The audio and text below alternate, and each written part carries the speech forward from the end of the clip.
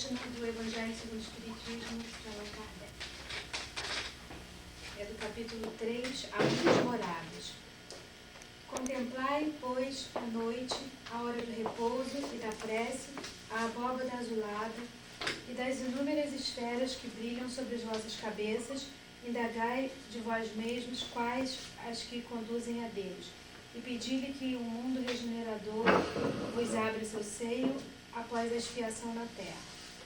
Santo Agostinho, Paris, 1862. O progresso é a lei da natureza. A essa lei, todos os seres da criação, animados e inanimados, foram submetidos pela bondade de Deus, que quer que tudo se engrandeça e prospere. A própria destruição, que aos homens parece o termo final de todas as coisas, é apenas um meio de se chegar, pela transformação, a um estado mais perfeito, visto que tudo morre para renascer, e nada sofre o aniquilamento. Ao mesmo tempo que todos os seres vivos progridem moralmente, progridem materialmente os mundos em que eles habitam. Quem pudesse acompanhar um mundo em suas diferentes fases, desde o instante em que se aglomeraram os primeiros átomos destinados a constituí-lo, vê-lo-ia a percorrer uma escala incessantemente progressiva, mas de degraus imperceptíveis para cada geração, e a oferecer aos seus habitantes uma morada cada vez mais agradável, à medida que eles próprios avançam na senda do progresso. Marcham assim, paralelamente, o progresso do homem, o dos animais, seus auxiliares, o dos vegetais e o da habitação, porquanto nada na natureza permanece estacionário. Quão grandiosa é essa ideia e digna da majestade do Criador! Quanto ao contrário, é mesquinha e indigna de seu poder, a que concentra a sua solicitude e a sua providência no imperceptível grão de areia que é a terra, e restringe a humanidade aos poucos homens que a habitam. Segundo aquela lei, este mundo esteve material e moralmente num estado inferior ao que em hoje se acha e se alçará sobre esse duplo aspecto a um grau mais elevado. Ele é chegado a um dos seus períodos de transformação, em que, de orbe expiatório, mudar-se-á em planeta de regeneração, onde os homens serão ditosos, porque nele imperará a lei de Deus. Santo Agostinho, Paris, 1862. Vamos acompanhar o Marcelo na prece chegando.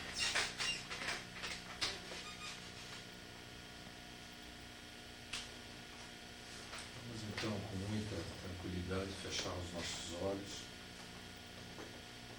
levar o nosso pensamento a Deus e agradecer a Ele e aos nossos amigos espirituais a oportunidade desta noite de estarmos aqui reunidos. Pedir aos nossos amigos espirituais que nos ajudem nossas dificuldades, que possamos, da melhor forma possível, assimilar os conhecimentos daquilo que vamos aprender na noite de hoje. Possam também os espíritos desencarnados aqui presentes também aprender sobre aquilo que nos será dito nesta noite. Assim seja.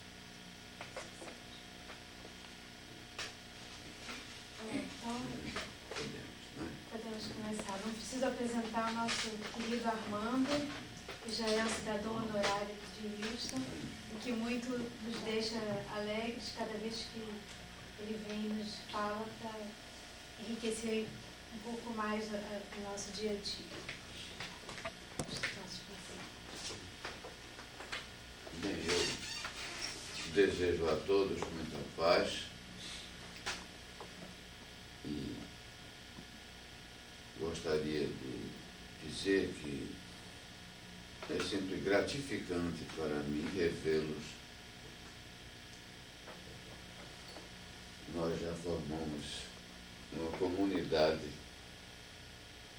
espírita, uns mais próximos, outros mais longe, mas há um elo, uma ligação interação entre nós, e eu me sinto muito dentro aqui do grupo, espiritualmente, embora esteja longe.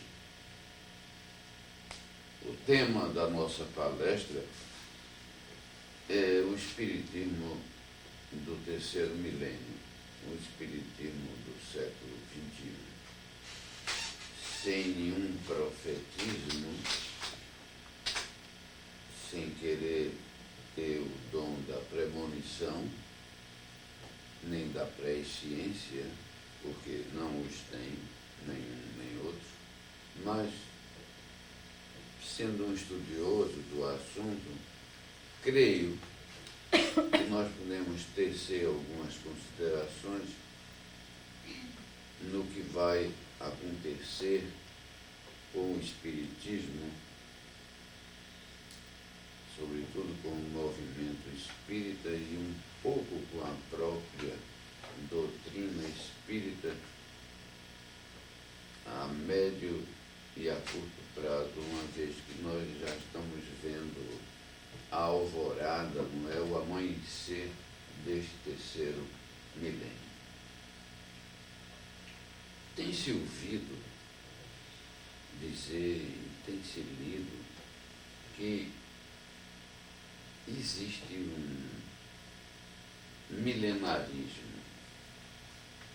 Como nós estamos perto do ano que inicia o terceiro milênio, há uma tendência de se acreditar que as coisas vão mudar, que as coisas vão sofrer câmbios significativos, câmbios importantes. A palavra milenarismo vem, obviamente, de milênio. Eu acho profundamente falsa, e ela se origina do fato de que no ano 999 da era cristã, portanto em plena Idade Média, se espalhou uma população cristã, ocidental, medieval, que o mundo iria se acabar. É um tanto ou quanto cabalístico esse fato, pitagórico. O ano 1000 significava exatamente o término da humanidade.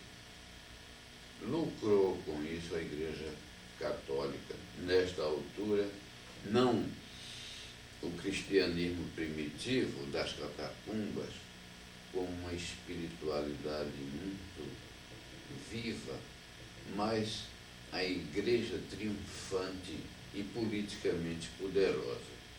Ela passou da condição de igreja padecente, igreja perseguida na época romana, para a condição de igreja oficial, depois que o paganismo foi banido, e, naturalmente, muitas pessoas, piamente acreditando que o mundo ia se acabar, fizeram legados de terras, de bens aos mosteiros, que com isso se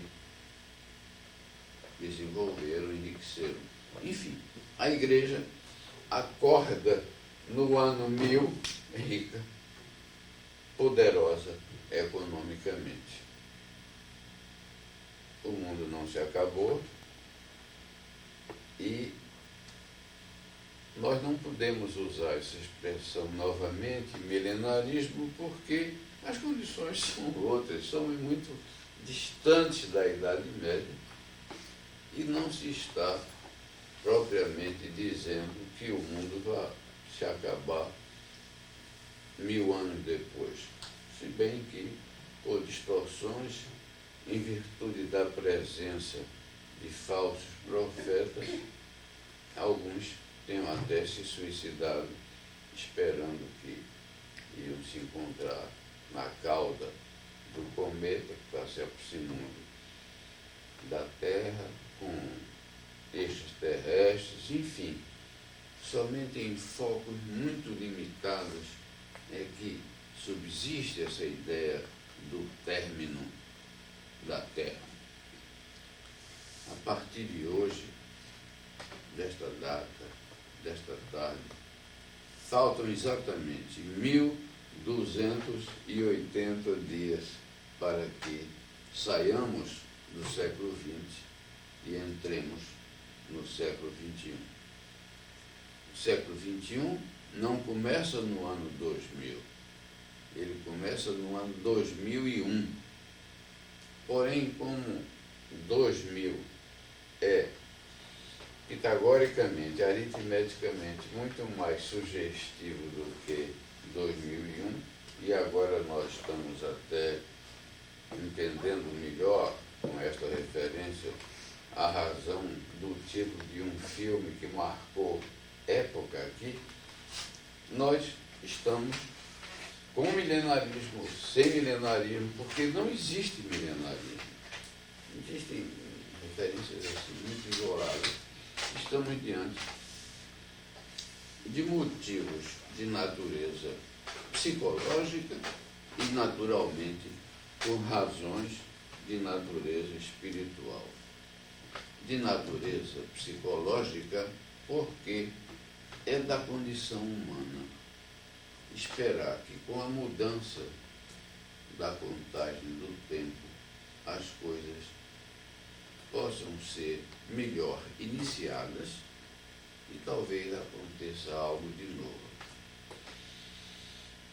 É muito comum se dizer, bem, eu faço isso logo depois do Natal. O dia da confraternização universal, que é o dia 1º de janeiro, é sempre um marco na vida da gente, não é? E nós, sobretudo brasileiros, temos muito o hábito de não iniciar as coisas no dia 27 de dezembro, nem no dia 28, senão depois do Natal, depois do Ano Novo, etc. Segunda-feira. Segunda-feira. Segunda-feira, essa contagem, essa periodização marca muito. Depois do Carnaval, não é? Não é isso mesmo? Eu vou deixar passar esta fase, isso é de natureza psicológica. E de natureza espiritual? De natureza espiritual, a coisa é diferente, por um lado, mas paralela por outro, porque há períodos, há um marco, embora o tempo espiritual seja diferente do tempo físico terrestre que nós contamos. Os romanos diziam tempus fluxit, o tempo flui, ele passa. Mas eu gostaria de dizer que, como o espiritismo é evolucionista, ele é partidário da ideia da evolução, a continuidade da evolução tem alguns marcos, e este é um marco. Algumas informações dadas por espíritos determinam, sugerem ou apenas informam, conforme o nível do espírito ou o nível do médium, que nós vamos entrar numa nova fase. Eu gostaria de registrar, e aí não estou falando nem como espírita, peço licença para falar como historiador, porque nas horas vagas eu sou historiador, é que esse século que está terminando foi um século muito curto. Como é que um século é curto? Claro que, numericamente, o século é formado de 100 anos, mas há outras maneiras de se mensurar isso. Vejam bem, o século XX começa, na verdade, com a Primeira Guerra Mundial. Ele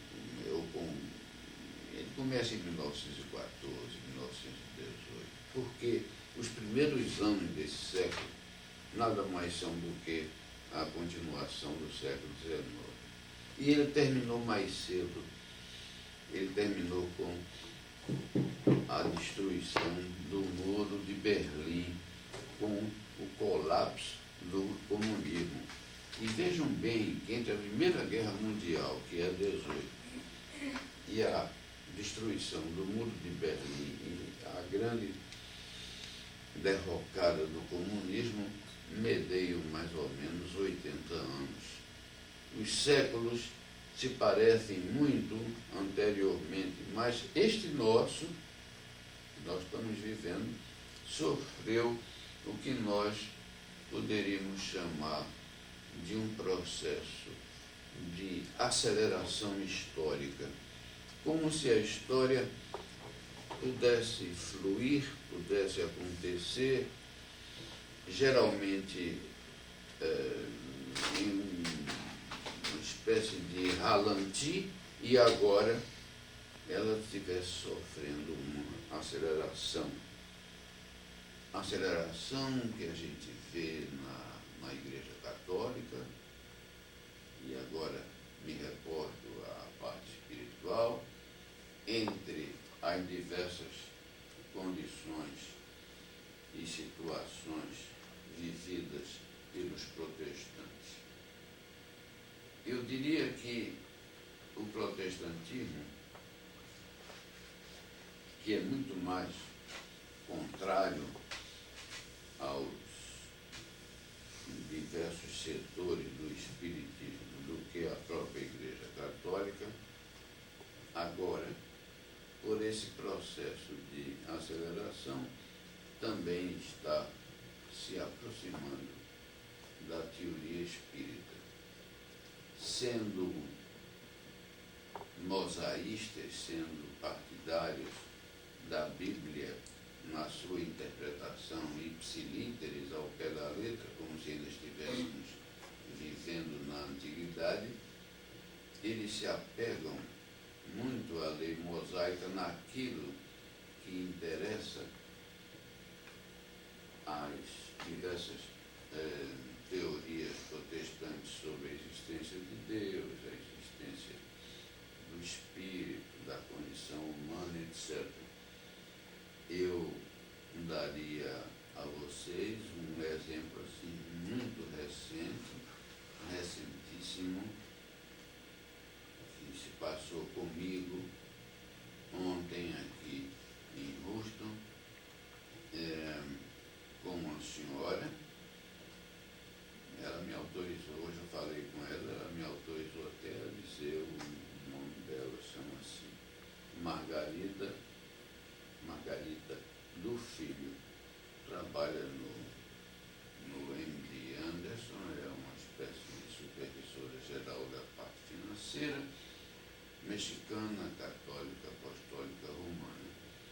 E essa senhora foi com o marido, que tem o nome de Do Filho, são de origem portuguesa, e como esse nome do filho é um nome de 5 gerações ou 6 gerações, ele quis ir a Portugal ver onde estavam aí os antepassados. O nome, curiosamente, vem do fato de que um nobre, um senhor da nobreza portuguesa, engravidou uma aldeã, uma pobre moça, e depois não quis reconhecer o filho, abandonou o filho, meteu-se numa daquelas permanentes conjurações e conspirações contra os reis de Portugal, e nesse ínterim, quando esta camponesa foi registrar o filho, como não tinha pai, de acordo com a fórmula tabelioa de então, apenas botaram fulano do filho de, e aquilo ficou em branco e passou a ser o nome da família. Esse dado é importante porque isso se passou perto da zona do Mosteiro da Batalha, e eles foram exatamente visitar lá o mosteiro. Todos os dois são católicos. O senhor, ao querer entrar no Mosteiro da Batalha, ela foi fazer qualquer coisa na cidade, isso ela me contou ontem, hein? E, portanto, é a primeira vez que eu estou tornando isso público. E pedi licença a ela hoje de manhã para contar isso aqui. No momento que ele quis entrar lá no mosteiro, ele não conseguiu fisicamente. Ela tinha ido ali por perto para comprar alguma coisa e quando ela voltou estava ele na porta do mosteiro chorando compulsivamente, ele não conseguia entrar. E ficou muito abalado e ela, sem saber o que fazer, como ele tinha umas crises depressivas e tal, mas jamais nesse nível, ela o retirou dali e a única coisa na cidade que vale a pena mesmo ver é o famoso mosteiro, a famosa igreja, os acontecimentos da batalha, né, que justificaram o nome. Então foram a um pastor protestante aqui, pediu uma ajuda e tal. E o pastor protestante disse, olha, isso é porque é o espírito de uma pessoa que não foi perdoada nem perdoou, impediu esta entrada e ele está sofrendo essa influência. Eu pensei que tinha ouvido mal a versão e eu disse, exatamente isso é certo, exatamente isso. Ela não tem nenhum conhecimento de doutrina espírita. Talvez hoje, ontem pela manhã, tenha ouvido pela primeira vez o nome de Allan Kardec, que eu dei assim, uma mini informação. Conto essa história apenas para dizer que até um pastor protestante, que como tal, por definição, está sempre alheio a essas influências, diz a uma pessoa que havia sucedido exatamente um fenômeno de obsessão permanente desse senhor. Parece que os 2 filhos dela também estão nesse processo e que a origem, a etiologia de tudo isso era a ausência de perdão. Esse fato é, como eu poderia dizer, uma demonstração muito clara. Esse é o que nós conhecemos, que eu soube por acaso, entre aspas, ontem, mas isso deve estar se repetindo aí, sobretudo nos meios protestantes mais avançados. Então, já o espiritismo do século XXI está com um processo de abrangência paralelo com o protestantismo do século XXI, menos luterano, stricto sensu, menos ligado à lei mosaica, menos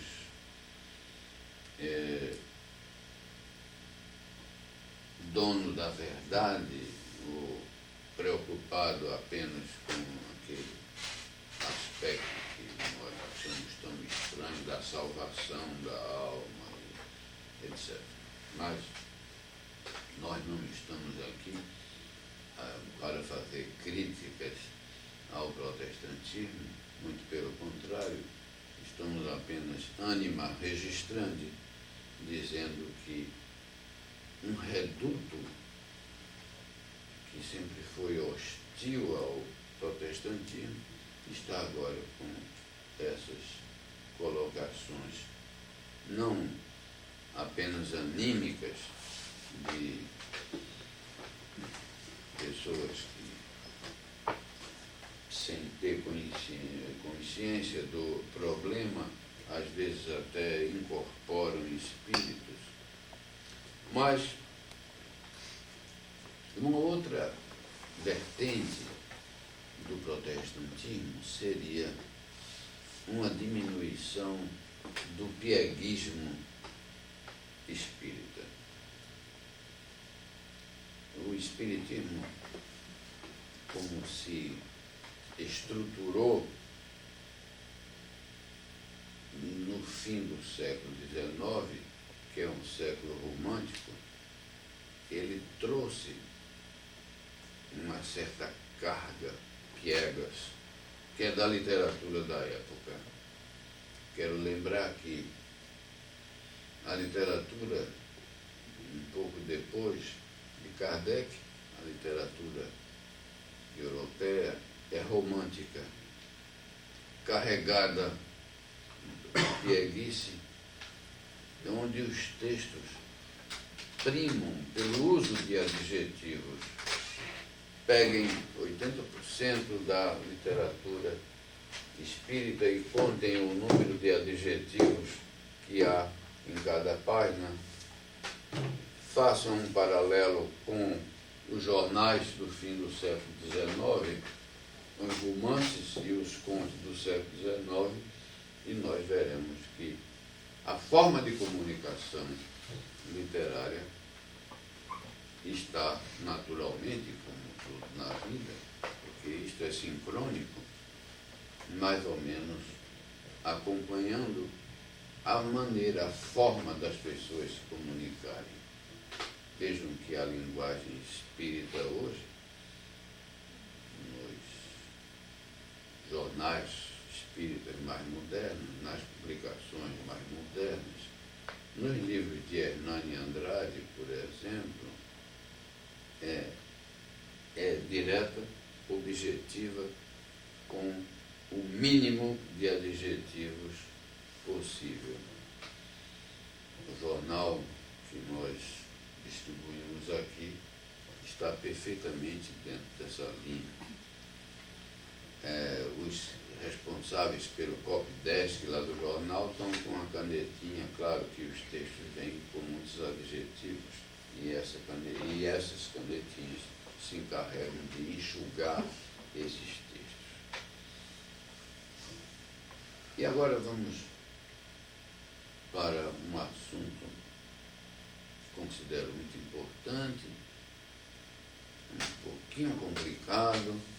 A palestra irá se complicando, né, à medida que nós formos avançando, que é um processo muito sutil, mas que já aparece em diversos conferencistas, em diversos livros, de reação ao chamado evangelismo espírita.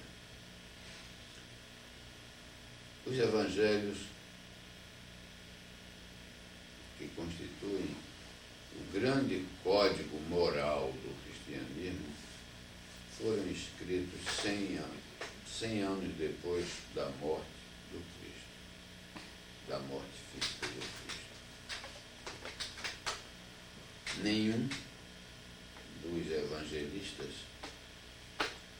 teve o contato direto com Cristo.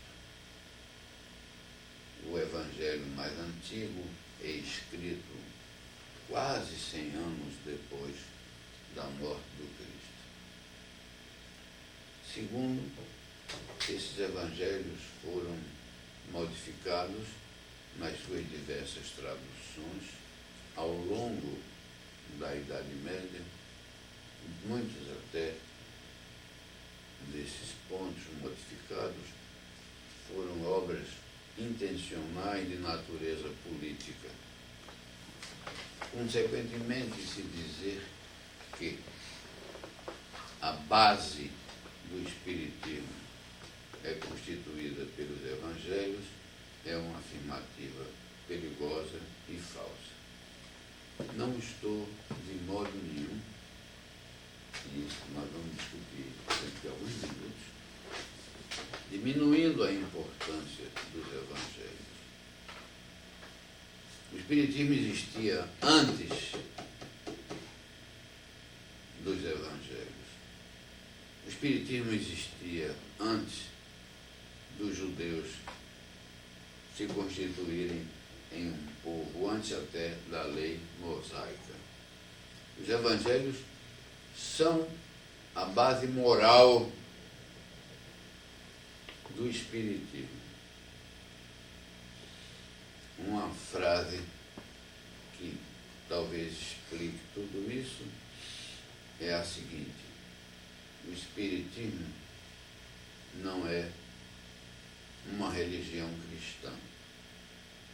O cristianismo é um aspecto do Espiritismo. E por que isto?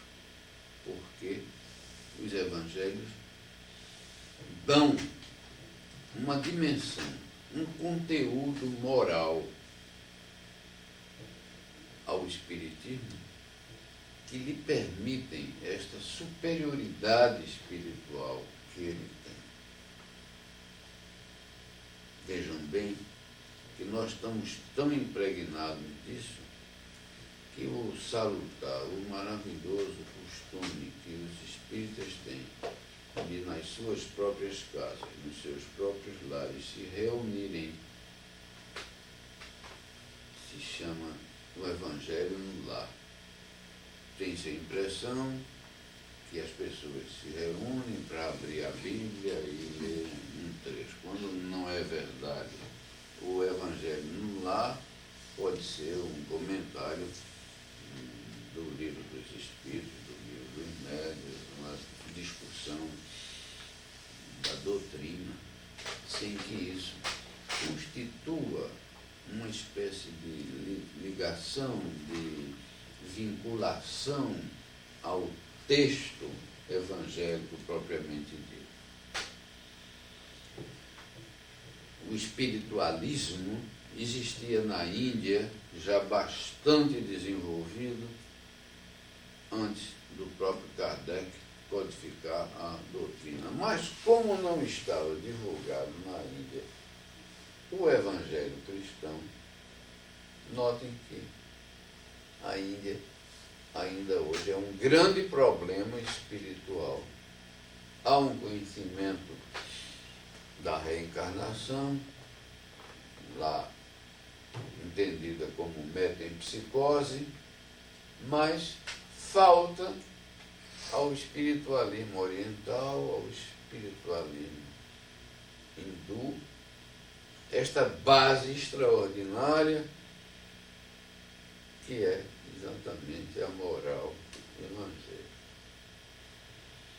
Vejam bem, Paulo de Tarso, que era um intelectual, era um homem inteligente, era um doutor da igreja, da época. Ele diz que se falasse a linguagem dos anjos, se cumprisse a lei rigorosamente, mas não praticasse a caridade, ele não era nada. Então ele coloca exatamente como matriz, como viga mestra do Evangelho, a caridade, o amor, o perdão. E nós não vamos ver isso no espiritualismo oriental. Exatamente porque, mesmo em textos avançados eticamente como a moral búdica, não existe de uma forma tão explícita a mensagem do Cristo, que é o amor, o perdão, que no seu conteúdo e na sua forma compreende toda a temática, toda a vida do chamado espiritismo kardecista, se me permitem usar essa expressão, espiritismo kardecista, que poderia ser substituída. Um Chico Xavier, na Índia, por exemplo, por falta exatamente desse processo evangélico, seria com toda certeza considerado um avatar, uma reencarnação de Buda ou do próprio Deus Krishna. Aqui é um médium famoso, intermediário de espíritos muito elevados, de maneira que quando Valdo Vieira diz que no Espiritismo há uma certa cristolatria, ele está sendo, como aliás é nos últimos textos dele, severo demais ao dizer que há uma adoração do Cristo, quando na verdade Cristo não é Deus, nunca disse que era Deus. Todas as frases onde se tenta aplicar esta identificação entre pai e filho são dúbias, são textos que não resistem a uma exegese, a uma informação histórica mais segura, e como se traduziu mal a expressão os bons espíritos, aí partiu-se para a complicadíssima teoria da Santíssima Trindade, de três deuses em um só, ou um só Deus com três aspectos, três dimensões distintas, que eu tenho a impressão que até os padres mais inteligentes, mais críticos, não aceitam. Mas como é dogma de fé, ela ainda se mantém como doutrina e, como sabem, não se pode discutir a veracidade da Santíssima Trindade, que é uma das formas mais geometricamente puras da teologia aceita pelos católicos. Cristo foi um agênere. O que é um espírito agênere? É um espírito que pode, eventualmente, se revestir totalmente da forma humana, viver entre humanos. Ele cumpriu, como todo e qualquer espírito, todo um processo evolutivo, deve ter cometido nas reencarnações anteriores erros, deve ter tido fraquezas, deve ter finalmente, como todo espírito em evolução, sofrido modificações até chegar ao ponto em que chegou, de nós dizermos calma e tranquilamente que foi o espírito mais perfeito, mais puro, que neste planeta de expiação viveu para exatamente nos dar uma segunda revelação, uma vez que a primeira foi a de Moisés, a segunda é a do Cristo e a terceira é desdobramento, aliás, de uma promessa que ele fez do Consolador prometido. Muito bem. O Espiritismo não é cristão, o cristianismo é que é espírita. Isso já está tomando uma certa consciência, não digo que muito expressiva nos meios espíritas, porque exige um nível intelectual que nem sempre o meio espírita tem. E agora vamos entrar num ponto muito curioso. Se prevê para o terceiro milênio, para o século XXI, no Espiritismo, a diminuição da importância dos médiuns. Se quiserem uma frase mais forte, às vezes até numa conferência, numa palestra, uma frase forte tem o dom especial de diminuir o sono, não é? De quem está ouvindo a palestra. Há uma ditadura dos médiuns nos centros espíritas.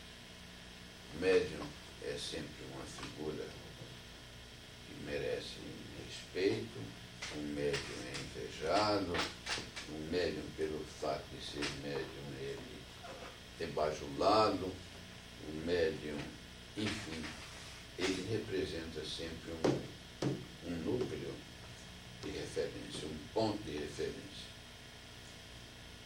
O médium pode enganar, o médium pode, ao se manifestar, a incorporar um espírito, ele pode estar sendo enganado pelo próprio espírito, e o médium pode simplesmente pensar que está incorporando um espírito e, na verdade, está sendo o médium dele mesmo, é o próprio espírito dele que está falando. As consequências disso são muito sérias.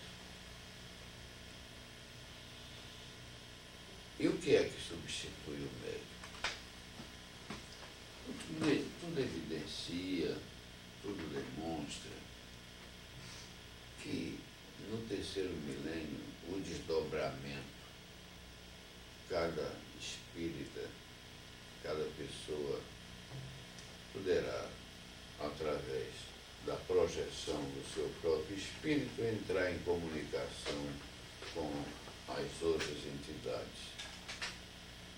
Às vezes isso não acontece, mas quase sempre nós não podemos enganar nós mesmos. Então, o desdobramento, a saída do nosso espírito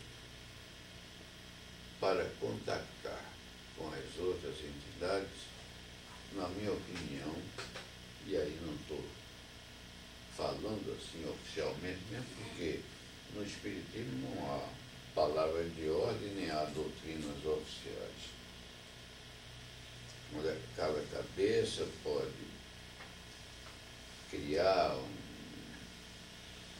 e sobretudo quando especula assim para o futuro, uma hipótese, contanto que essa hipótese não vá ferir os elementos básicos que são a existência de Deus, a existência dos espíritos, a comunicação dos espíritos com os encarnados, a reencarnação, a prática da caridade e do perdão como viga mestra, como ponto fundamental e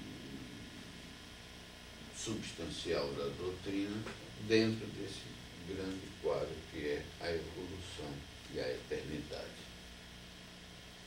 Mas o detalhe é passível de ajustes, de calibração eventual, e Kardec, com a sua lógica excepcionalmente apurada, disse que o que ele estava informando, à medida que o espiritismo fosse evoluindo, poderia permitir, francamente, pequenos ajustes, contanto que o fundamental fosse devidamente respeitado, sem o que nada daquilo que se dizia. E daí a famosa frase: é melhor que se rejeite 9 verdades do que se aceitar uma mentira ou uma inverdade.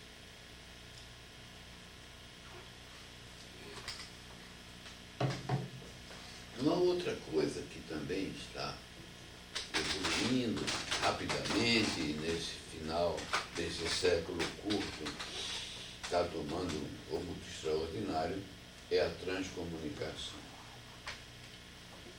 É a comunicação do espírito através de aparelhos eletrônicos. Isso está paralelo com isso que nós acabamos de dizer, de que a ditadura, eu estou dizendo essa palavra ditadura com um pouco de humor, né? A ditadura dos médios parece que está sofrendo abalos. Como começou isso? Isso começou, curiosamente, não no meio espírita, mas no meio católico. 2 padres em Milão, na Itália. Padres católicos, apostólicos, romanos, e estavam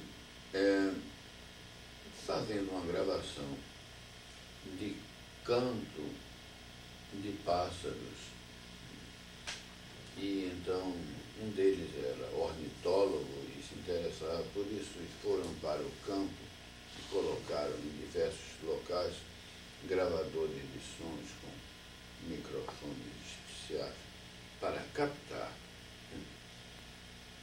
cantos de pássaros do norte da Itália. Quando foram ver a fita, no meio da fita tinha uma mensagem em bom e correto italiano de um espírito. O mais interessado naquele assunto pensou que era uma brincadeira do seu colega que tinha pegado uma fita virgem, tinha feito uma gravação e quando se tentou gravar o canto dos pássaros, a voz apareceu. Houve um diálogo entre eles, o padre jurou, deu sua palavra de honra que isso não tinha acontecido, foram ver mais outras fitas e havia outras mensagens. Mesmo assim, o padre foi com seu colega comprar numa loja fitas virgens, imaginando que o vendedor tivesse feito qualquer coisa. E a partir desse detalhe, o tempo é curto, nós não vamos perder muito tempo. Essa coisa foi aumentando e o Vaticano hoje tem um bom arquivo dessas coisas. Não se espalha isso, porque essa comunicação através de instrumentos, sobretudo num papado algo conservador, como é o do Papa reinante, poderia provocar mais problemas do que dar vantagens. Um padre chamado Brini publicou até um livro sobre isso. A transcomunicação, portanto, é suportada pela Igreja. Hein?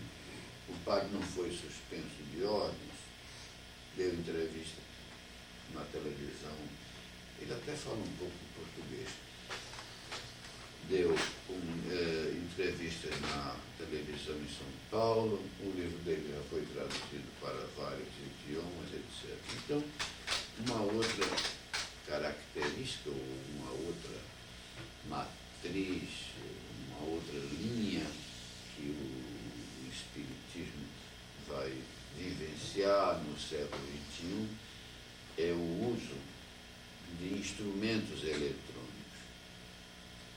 Qual seria a explicação para isso? A explicação é que a comunicação é uma vibração, é uma onda que é transformada ou em voz ou em escrita.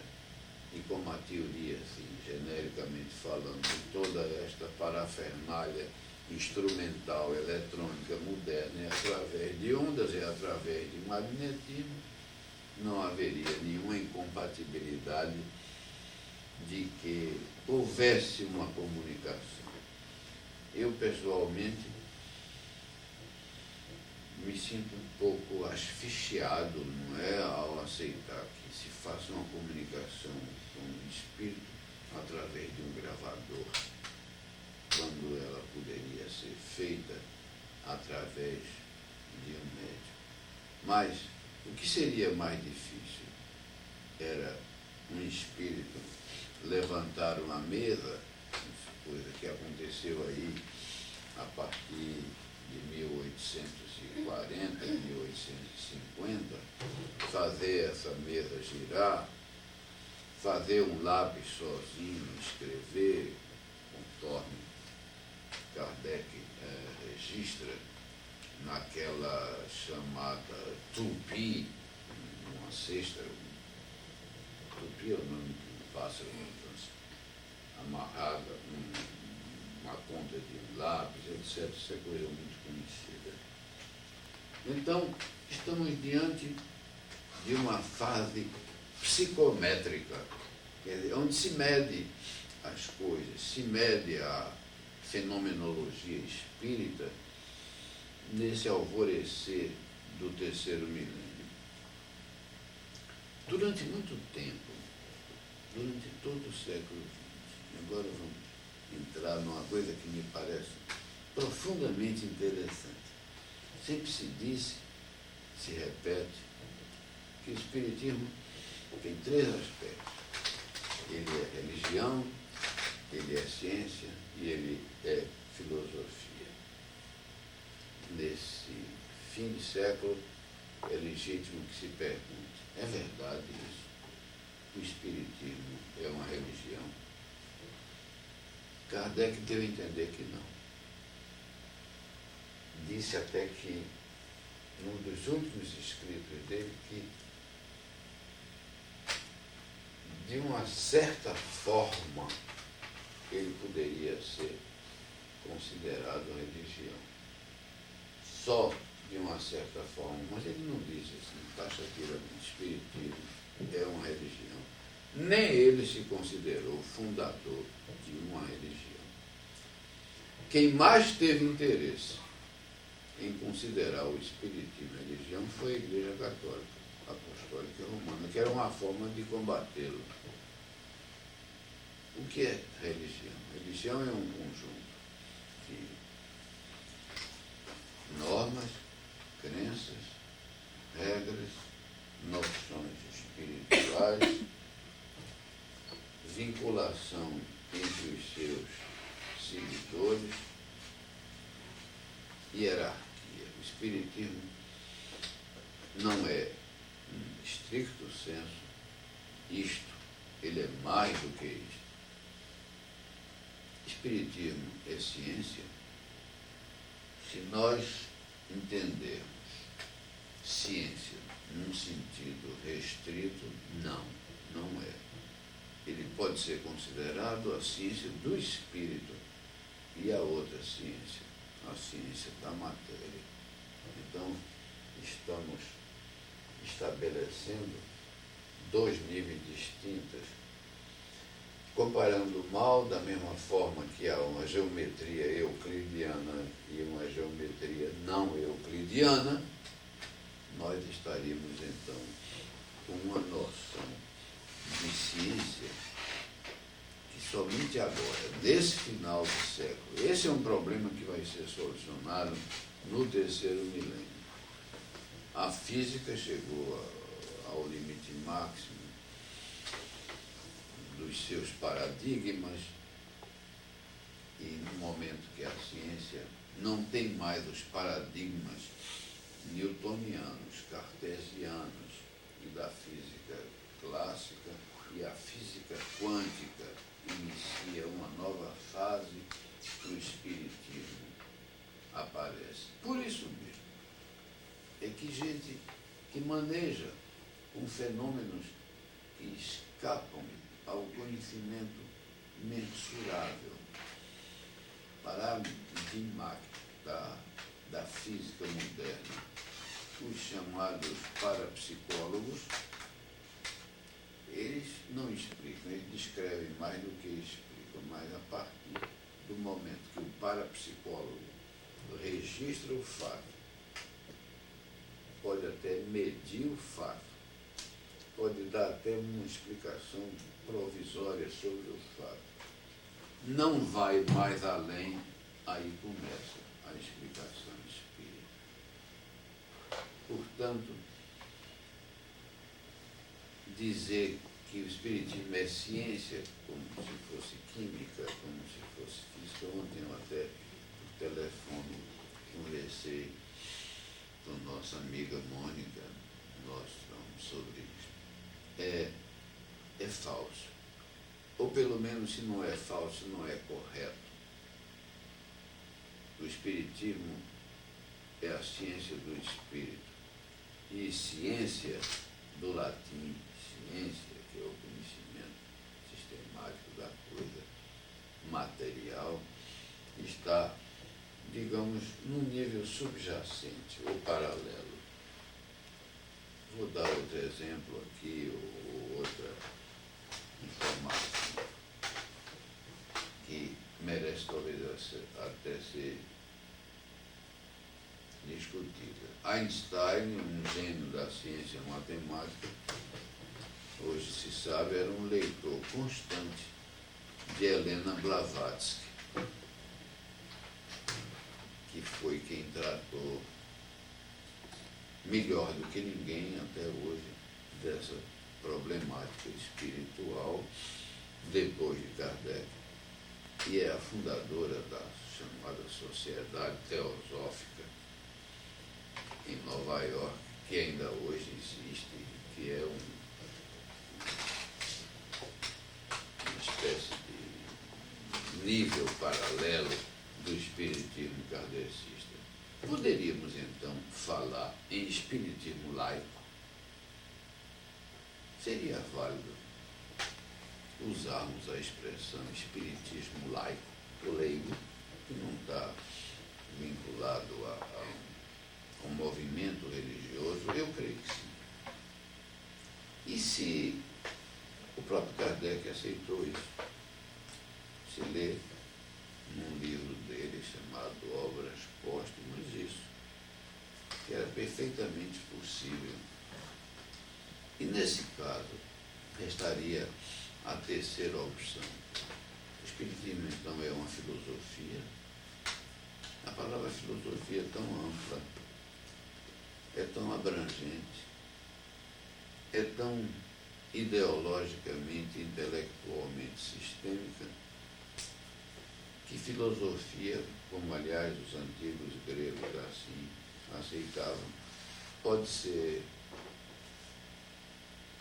matemática, pode ser o conhecimento da natureza, a aceitação da teoria atomista, e pode ser uma grande elucubração a respeito do ser. E se é uma grande elucubração do ser, quando o Espiritismo discute, infere,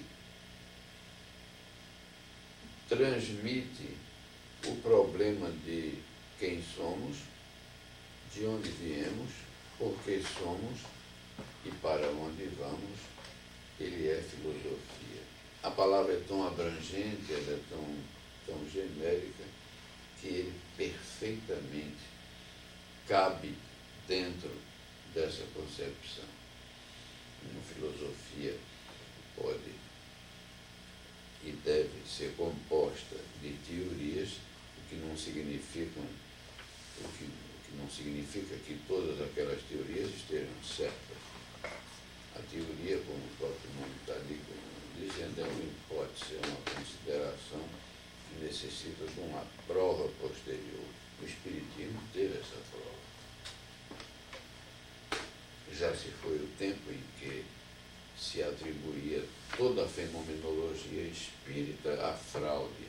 E já se foi o tempo também que se atribuía toda a fenomenologia espírita ao demônio, ao diabo, que é um ser bastante desmoralizado historicamente e que tanto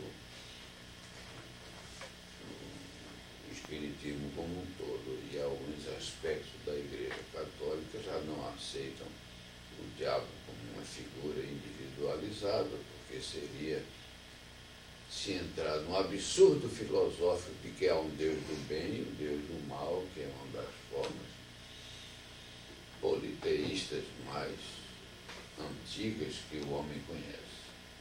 Mas eu acho que seria enriquecedor para esses problemas que nós levantamos aqui, e sobretudo para as possíveis soluções que esses problemas têm, que em vez de eu estar aqui falando quase que um monólogo, sozinho, dizendo o que é que eu penso e o que eu não penso, o que eu sei, que nós conversássemos. E então, eu queria que dentro desta temática que foi esboçada, que foi desenhada aqui, nós respondêssemos às perguntas naturalmente, que cada um terá o direito de discordar, de completar ou de duvidar, de acordo com as suas convicções, de tudo aquilo que foi dito, com uma certeza de que há um desejo de acertar, uma sincera busca da verdade, e com toda certeza os nossos amigos espirituais estarão aqui prontos para nos assessorarem e fazerem desta reunião algo intelectualmente e espiritualmente muito produtivo, de maneira que eu completarei cada um desses assuntos que foi ligeiramente esboçado com informações à medida que as perguntas ou os questionamentos forem surgindo. Podemos começar. Oi, mamãe. Você falou sobre o espiritismo no próximo século. Eu estou pensando em termos de literatura. Existem livros recentes, e se existem, eu gostaria de saber quais, psicografados, falando sobre o espiritismo e o futuro do espiritismo, que acrescentem em termos de informação ao que já foi dito por Kardec, porque quando eu procuro no Brasil, aqui eu não tenho procurado, mas no Brasil, quando eu procurava um livro espírita, a quantidade de água com açúcar e vontade é uma coisa fantástica. Tem um monte de crônicas e contos, umas valem mais a pena ler, outras valem menos a pena, mas um livro sério, que acrescente em termos de informação, existe ou não existe? Existe. E o autor chama-se Hernani Andrade. Ele tem um instituto em São Paulo dedicado exatamente a isso. Esse instituto começou se preocupando com o chamado Espiritismo Ciência. E as primeiras questões ficaram limitadas a um grupo de estudiosos, mas depois eu posso até lhe mandar pelo correio a relação desses livros. Um deles é, aliás, muito curioso, é da sua área, aspectos biológicos do espiritismo. Está muito em moda, e há outro instituto de um auxiliar dele dedicado a isso, o problema da terapia da vida passada, né? Esse é um assunto quente, é um assunto que tem feito correr rios de tinta em montanhas de papel. Por quê? As pessoas querem saber o que foram e como podem melhorar sabendo que foram desta ou daquela maneira. Vejam bem, a maioria dos autores, vamos chamar assim, ortodoxos, essa maioria é contra a chamada terapia da vida passada. O conhecimento do que se foi antes.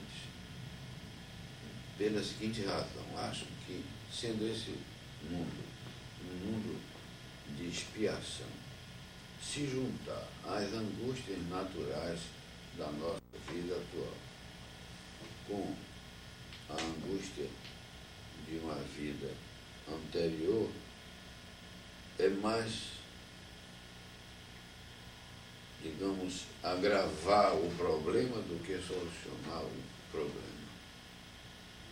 Um outro grupo acha que não, que isso é muito bom. Acha que é muito bom porque a pessoa tem uma explicação do seu comportamento atual. E esse segundo grupo, de uma certa forma, está continuando o trabalho da psicanálise, não é? A pessoa conhecendo, sabendo quais são os seus traumas, ou na sua origem, etc., pode até se entender melhor. O conhecimento de uma vida passada pode dar motivo, diz o outro grupo, o outro lado, há uma justificativa para o erro. A pessoa diz, bem, eu era assim mesmo, de maneira que é natural que eu faça isso. Se uma pessoa traz, vamos usar também uma palavra que está muito em moda, o seu karma, né? O seu karma, sim. Mas nos seus débitos e créditos, nas suas relações com outras pessoas. Uma determinada linha, ela estaria estimulada, talvez, a não evoluir rapidamente, porque diz bem que eu trago uma carga anterior e eu não vou reagir totalmente contra isso. Como se um erro pudesse ser justificado por outro erro. Acham os partidários do outro lado que não se estaria justificando um erro com outro erro, mas, ao contrário, se estaria sabendo quais são as consequências de um erro e, consequentemente, se estaria tendo o caminho para não repeti-lo, já que se sabia quais eram as consequências. Como se alguém soubesse que tomando determinada bebida se dava muito mal e, consequentemente, não tomava. A comparação é pobre, mas uma palavra erro é muito genérica, não é muito abrangente. Eu usei este argumento. Mas Queria complementar aqui uma coisa. Os livros do André Luiz, apesar de ser colocar tudo num romance, ele tem muito conteúdo também. Coisas que André Luiz descreve, o mundo espiritual, etc. e tal. Inclusive no grupo espírita que eu frequentava no Rio, eles escolhiam um livro do André Luiz e nas reuniões de estudos lá, que tinha lá semanais, cada reunião eles faziam um estudo num capítulo e viam que coisas que estavam, quer dizer, além da história, que outras coisas que colocava lá e o que você tirava desse livro. São dos melhores, eu li poucos dele, mas eu me lembro de ter lido e gostado. Eu tem muita coisa. Geralmente são livros pequenos. Os primeiros livros do André Luiz foram a FEB, passaram muitos anos discutindo se iam publicar ou não, porque trazia tanta informação diferente que os caras não sabiam se aquilo estava, o que nós fazemos com isso. Mas eles finalmente fizeram e publicaram os primeiros livros do André Luiz, aí os outros foram publicados, foram sendo aceitos pela direção da FEB. Mas o ponto de vista oficial da Federação Espírita Brasileira, da FEB, é de que, eu digo que o ponto de vista oficial não significa que seja verdadeiro, não é? Estou apenas dizendo que na revista Reformadora, sempre, que é o órgão oficial da FEB, sempre se diz que não se deve estimular esta pesquisa de vidas passadas, etc. Não se deve. Mas eu tenho a impressão que essa será uma característica do espiritismo do século XXI, ou seja, esse ponto de vista não prevalecer. Eu acho que isto é um movimento ou uma tendência que tende a crescer. Mas a partir do momento que o planeta como um todo Evolui. muda, digamos assim, o seu karma já não é tão pesado. E já não deve fazer tão mal assim você lembrar do seu passado. É. Então eu acredito que isso vai ser uma coisa natural, que vai acontecer na medida que nós mesmos vamos evoluindo. Natural é tudo, não é? Agora, o que eu queria dizer é que há uma reação. Já existe no Rio e em São Paulo uma sociedade de psiquiatras espíritas. Há uma sociedade médica de médicos espíritas e há uma sociedade somente de psiquiatras espíritas. Esta sociedade é francamente adepta, francamente, ela aceita essa terapêutica de se tratar de obsessões, etc. Paralelamente, há uma terapêutica do conhecimento do próprio paciente, não somente da sua problemática nesta vida, como também nas anteriores. Mas o que eu penso justamente, essa é a minha opinião, a pessoa, no caso, que for fazer esse estudo, ou quiser descobrir, ou através de médicos, de psiquiatras, o que for, o passado dela, ela está indo descobrir justamente para não cair naquele mesmo erro. Ou seja, ela está descobrindo uma vida passada, ela está entendendo o que ela foi na vida passada, para ela justamente evoluir dali. Não é esse, Mas se você não é fizer esse sempre o bem, você nunca vai errar. Por curiosidade, pura curiosidade. Não, Há duas faces aí. Mas olha só, Isso se você aí. sempre fizer o bem, sempre fizer a caridade, você nunca vai errar. Você nunca vai errar, você não precisa saber o passado Muita para fazer o gente quer certo. saber por pura curiosidade, Eu mas se me apertarem muito assim contra a parede e perguntarem qual é a sua opinião, eu diria que não se pode generalizar. Para certas pessoas fará muito mal sim. saber o que Para foi. aqueles cabeça oca, no caso, vamos colocar assim. E para outras pessoas fará muito bem. Aquele que leva a Então- sério a coisa, aquele que está querendo realmente evoluir na sua vida atual, que não quer cometer os mesmos erros, ou quer seguir adiante, não quer cometer a mesma coisa que ele fez ou que ele passou em vidas passadas, entendeu? Sim.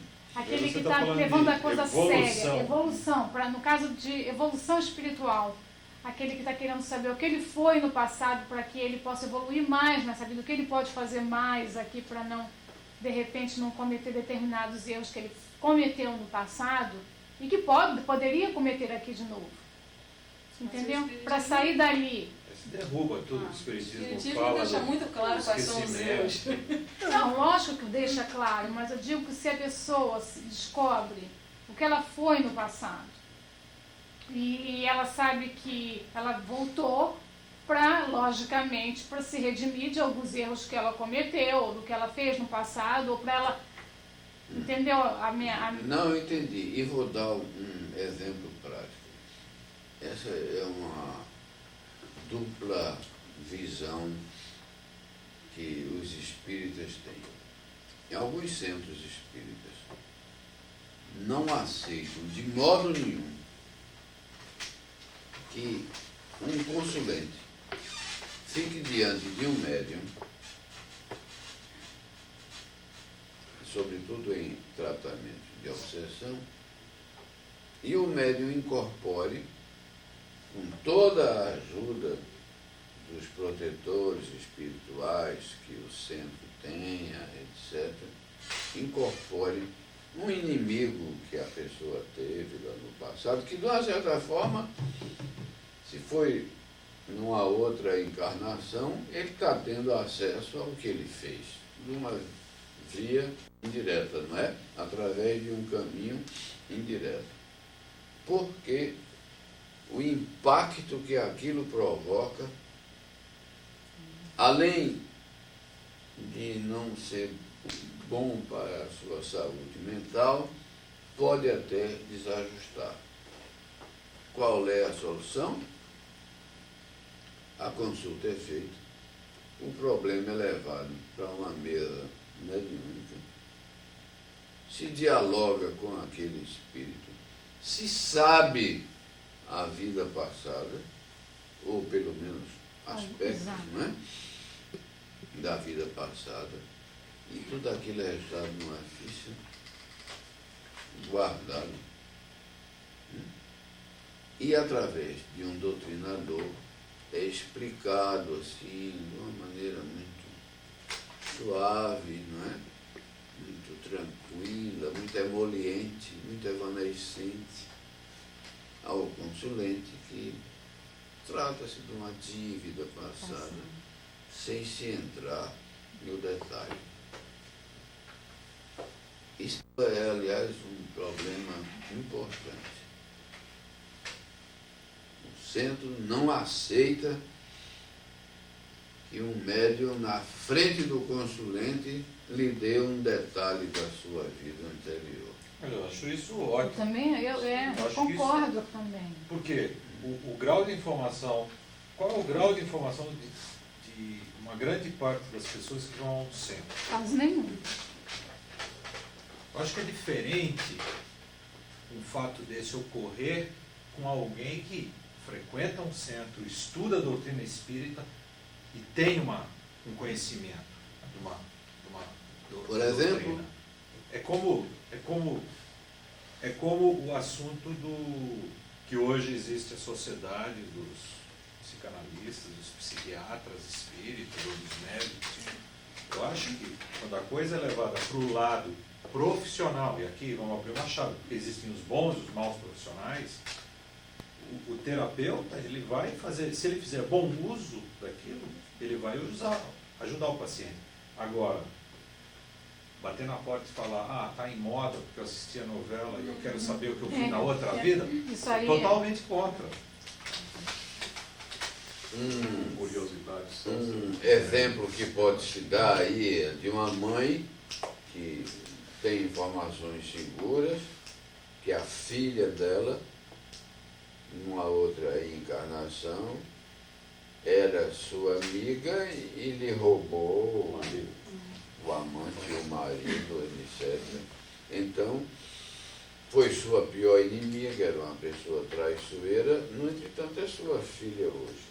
Se aquela mãe não tem uma estrutura mental e espiritual capaz de absorver bem aquele fenômeno, qual é a consequência do relacionamento mãe e filha? degringolar. Eu dei esse exemplo aí, poderia inverter, não é? Pai e filha, não é? Do pai saber que aquela sua filha foi a mulher que o traiu, etc. e tal. Então, se ele não tem uma estrutura mental, ética, moral, assim, de elevada categoria, o resultado é mais negativo do que positivo. Então, já que eu me empurrei mesmo contra a parede, eu diria que sinto uma certa dificuldade em generalizar e iria particularizar.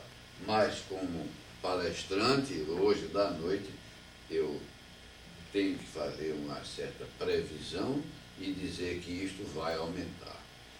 Vai aumentar, primeiro, pela curiosidade, segundo, pelos meios de comunicação. Mônica registrou aqui que a maioria dos livros que se publica aí é muito água com açúcar, está cheio de pieguismo, etc. Por quê? É porque livro dá dinheiro, não é? A indústria editorial aprendeu que, neste final de século, qualquer livro, qualquer besteira que se imprima em letra de forma, sabe, vende. E vende muito. Entra-se numa livraria e se vê estantes e mais estantes com obras, assim, baixíssima categoria. E como o espiritismo não é policialesco, nem tem nenhuma a organização dizer este não se publica, ou este se publica, livro espírita não tem o nil obstat, né? O imprimatur, não é?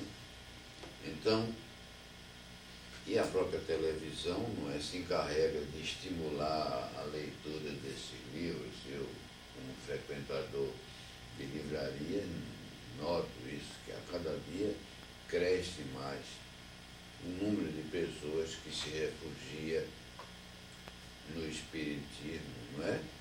Exatamente, não por conta da influência de alguém, mas pela influência dos meios de comunicação de massa. Portanto, a minha resposta é generalizar, mas indago. Quem vai decidir o nível da pessoa? E daí a necessidade. exato. Quem vai? É um psiquiatra espírita? Nós não temos no espiritismo aquela figura que era tão comum na Igreja Católica, chamada diretor espiritual. Quem estudou em colégio aqui de freira ou em colégio religioso deve se lembrar que havia sempre chamado diretor espiritual o padre, né, que orientava bem ou mal e tal.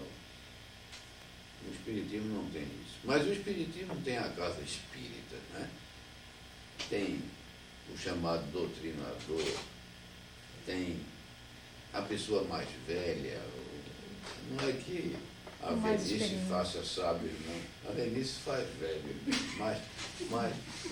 Mas tem sempre uma pessoa que sabe um pouco mais e pode dar um bom conselho, mesmo porque o bom conselho nisso é uma forma de caridade, é uma forma de amor, de solidariedade. Não ajudaria, talvez, se eles tentassem, eu sei que aqui é um outro conceito a ser definido, mas podia-se começar colocando um limite, por exemplo, primeiro se determina que o paciente tem uma neurose que precisa ser resolvida. Se é constatado que existe uma neurose, então você daí em diante passa a fazer o tratamento. Mas, Mônica, quem vai impedir, e em nome de quê e de quem, que uma pessoa, não é, faça ou não isso? Segundo, quem pode cientificamente, falo, stricto sensu, em medicina, quem vai dizer que aquilo é uma neurose ou não é uma neurose? Se a própria expressão neurose, como você sabe, é abrangente. Portanto, essa não é a porta por onde nós devemos entrar, porque se nós entrarmos nessa porta, vamos entrar num quarto escuro, pintado de preto, procurando um gato preto que existe lá dentro, que não existe. Então, não vejo aí a solução. Desculpa, não, mas o psicanalista, por exemplo, quando faz um tratamento, ele vai chegar a um ponto que, quando ele está tratando a pessoa, está tratando por muito tempo, e a pessoa não reage, já fez, o psicanalista ele vai retroagir até, se ele não faz regressão, pelo menos até a idade de nascimento da criança, todos os traumas. Então, eu acho que ele tem mais capacidade para dizer, por exemplo, se aquilo já foi tentado de todas as formas de terapia, não ajudou, será que ele ainda mais um psicanalista sendo espírita, e não poder usar isso para ajudar o paciente, eu acho que deveria ser muita frustração, por exemplo, como essa sociedade que existe agora, sabendo que existe essa forma, uma tentativa de terapia, e que tem relatos de que se tem sucesso. E um outro ponto, será que a gente também não tem a coisa não do merecimento, mas se eu não puder saber da minha vida passada, será que espiritualmente eu não vai ter o bloqueio? Eu acho que se não tiver que acontecer, e se tiver que se prejudicar, será que teria... Respondendo à sua pergunta, a psicanálise está vivendo um período muito difícil, porque os psicanalistas estão muito divididos entre freudianos e junguianos. Os freudianos não aceitariam isso de uma existência anterior. Jung, que era muito acomodatício, gostava de atapetar, de aveludar o caminho percorrido por Freud, inicialmente criou a expressão mais falsa do que Judas Iscariotes, que é o inconsciente coletivo, que isso não existe. Né? Depois criou-se uma outra que também era bastante falsa, da dupla personalidade, etc. Né? Então, esta mudança, né, de século coincide também com uma mudança assim, muito séria na própria teoria psicanalítica. Conhecer quem você foi, para os freudianos, é conhecer quem você foi até 4 anos, 3 anos, 2 anos de idade, e olhe lá. Mas se você dá um pulo, né? Se você vai antes do seu nascimento, então você já não pode ser um psicanalista freudiano, né? Seria junguiano. Mas o próprio Jung, que é uma figura muito interessante, alguém um dia perguntou a ele, mas por que o senhor sempre responde assim, com essas dúvidas e com essas complicações? Ele disse, porque a psicanálise é assim mesmo, é cheia de dúvidas e cheia de complicações. Ele não esclareceu bem isso, porque ele teve medo da ciência acadêmica. Não é fácil romper a academia. Agora está acontecendo isso. Na área de educação está sendo defendida na Universidade de São Paulo uma tese sobre, me lembro até do nome da senhora que está defendendo essa tese de doutoramento, chama-se Dora Encontre, com I final, uma tese espírita. Na Universidade de Pernambuco há uma tese de doutoramento, também já houve 2 de mestrados e uma que é sobre a história do espiritismo em Pernambuco. Mas, mesmo assim, com uma certa complacência para com a universidade, a autora dessa tese sobre a história do espiritismo em Pernambuco vai colocar um subtítulo dizendo que é a luta pelo poder nos centros espíritas, dando a entender por hepatite somente, né? La Academia, é que aquilo ali é uma análise histórica de como as sociedades espíritas têm aqueles mesmos processos de luta pelo poder que outras instituições laicas têm. Mas, na verdade, lendo-se a tese, se vê que é a história do espiritismo. Num jornal ali, no 3 ou no 4, nós publicamos um documento, foi encontrado no Arquivo Público da Bahia, de que antes de Kardec já havia sessões espíritas no interior da Bahia. E tem cartas do juiz de direito, recebi do delegado de polícia da localidade, etc. Portanto, independe até do conhecimento espírita isto. As pessoas sabem que esse fenômeno existe com Kardec, sem Kardec, com a doutrina oficial, sem a doutrina oficial.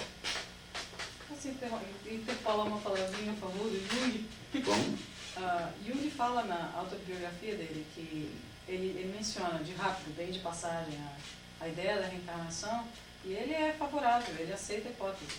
Sim, claro. Mas ele não tem como explorar, né? Também depois do negócio do consciente coletivo fica difícil fazer a coisa mais flexível. Ele criou aí um mundo todo dia. Mas não é verdade também que essas neuroses todas quase sempre provêm da vida presente, quase nunca vêm da vida anterior. Então talvez isso justificasse fazer uma regressão somente até a época do nascimento. Isso talvez curasse todas as neuroses sem ter que procurar causas em vidas anteriores. Em primeiro lugar, doutor Palmeira, não se tem notícia de que Freud tenha curado ninguém.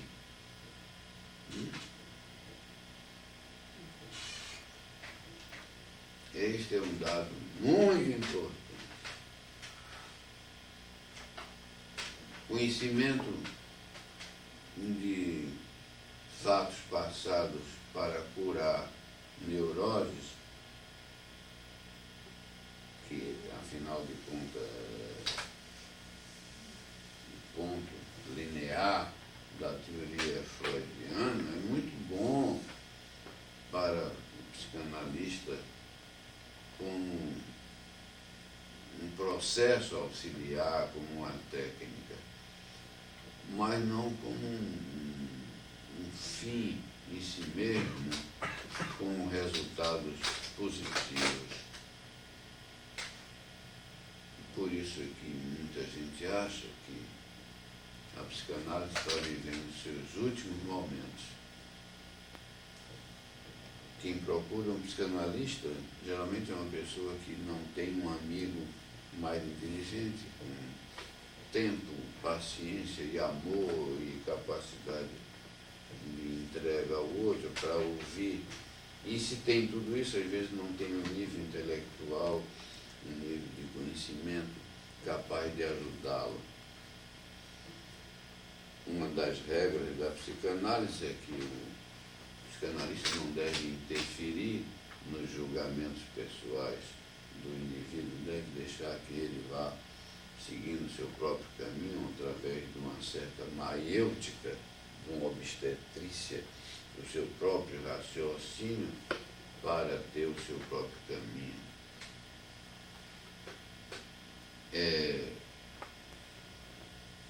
O espiritismo, isso talvez seja... Nunca se procurou tanto a cura espiritual como hoje. Nós estamos vivendo, estatisticamente falando, quantitativamente falando, um momento histórico em que as pessoas, sem nenhum medo do demônio nem do diabo, e pelo fato do espiritismo não estabelecer fronteira religiosa, a pessoa pode ser espírita e ser protestante, pode ser espírita e ser católico. Então, como isso já é público e notório, as pessoas estão procurando os centros espíritas para isso. Não, o psicoterapeuta clássico, esse que tem diploma lá na parede, esse que cobra caro por hora, né? Ele ajuda. O simples fato dele. Eu não estou condenando, eu não sou partidário da chamada antipsiquiatria ou da antipsicanálise. Eu não acho apenas que ela está perdendo a altura, ela está diminuindo sua importância. Desmistificando, né? Sim. Agora, ela tem... Quem fala como um psicanalista percebe, primeiro, que se trata quase sempre de uma pessoa muito inteligente. Segundo, que verbaliza muito bem. Aliás, Freud foi sempre se valer do grego, não é? Como um homem erudito que era, para explicar essas coisas. Então ele é capaz, muitas vezes, de ajudar. Agora, essa ajuda é muito limitada. E, sobretudo, agora que os ansiolíticos, que essas drogas da felicidade, novos medicamentos aí que diminuem a depressão, etc., tiram dos psicanalistas uma clientela que é remetida aos psiquiatras. Antes, não. Os psicanalistas roubavam o paciente dos psiquiatras. Está havendo um fenômeno inverso. A nova psicanálise, ela não é muito, ela não tem crescido. Não, ao Ao contrário, ela está diminuindo. No Espiritismo, o tratamento espiritual parece que está atendendo melhor, está subindo estatisticamente, qualitativamente. Eu não estou estabelecendo, vejam bem, uma antinomia, uma guerra entre a psicanálise e o espiritismo. Apenas parece que o espiritismo tem tido mais resultados. Primeiro, resultados que, por obrigação ética e moral, são dados ao paciente gratuitamente, que não se deve receber absolutamente nada. Segundo, porque a ajuda espiritual é forte, no outro caso ela não existe. E terceiro, que eu acho muito importante, as pessoas se sentem melhor assistidas sem aquele perigo clássico de uma dependência que é tão comum, não é, do paciente em relação ao seu analista. Mais alguma pergunta? Alguma dúvida? Muitíssimo obrigado pela paciência cristã com que me escutaram. Desejo a todos muito boa noite, muita paz e muita felicidade pessoal para cada um. Muito obrigado.